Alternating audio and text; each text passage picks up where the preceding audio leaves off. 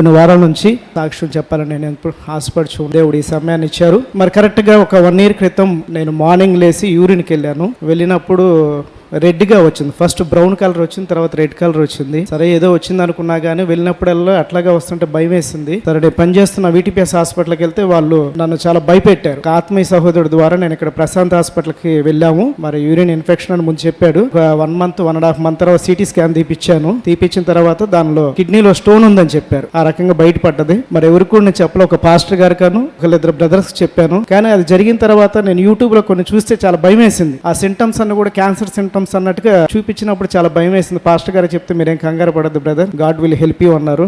Doctor గారు ఏమన్నారంటే మరి ఇది రాకపోతే సర్జరీ చేయాల్సి వస్తుంది అన్నారు. పాస్టర్ గారు అయితే ఏమన్నారు, నేను ప్రే చేస్తానండి మీకోసం, మీరు తొందరపడద్దు అన్నారు. ఆ రీతిగానే మొన్న ఆల్ నైట్ ప్రేయర్ జరిగినప్పుడు ప్రార్థన చేసుకున్నాను. అయ్యా మరి క్రైస్ట్ టెంపుల్ అనేక మంది సాక్ష్యాలు చెప్పుకుంటున్నారు, ఇలా మాకు స్వస్థతలు జరుగుతున్నాయి అది ఇది అన్నప్పుడు మరి నేను ప్రార్థన చేసుకున్నాను. మరి తర్వాత రోజు మరి ఆ ప్రశాంత్ హాస్పిటల్కి వెళ్ళి మళ్ళీ స్కానింగ్ తీపిచ్చినాక డాక్టర్ గారు అన్నారు, అయ్యా నీకు స్టోన్ లేదు, వెళ్ళిపోయింది అన్నాడు. చాలా సంతోషం అనిపించింది, కళ్ళంపటి నీళ్ళు వచ్చినాయి. వెంటనే దైవజనులకి ఫోన్ చేసి చెప్పాను, అయ్యా మీరు ప్రార్థన చేశారు, మీరు నమ్మకంగా ఉండమన్నారు, దేవుడు ఆ రీతిగానే మరి దేవుడు సహాయం చేశాడు. మరి క్రైస్ట్ టెంపుల్కి వచ్చినాక మా కుటుంబంలో ఎన్నో కార్యాలు చూసాము. ఇది ఒక గొప్ప కార్యం, మరి దేవుడు చేసిన సహాయం, మరి దేవునికే మహిమ కలుగును గాక.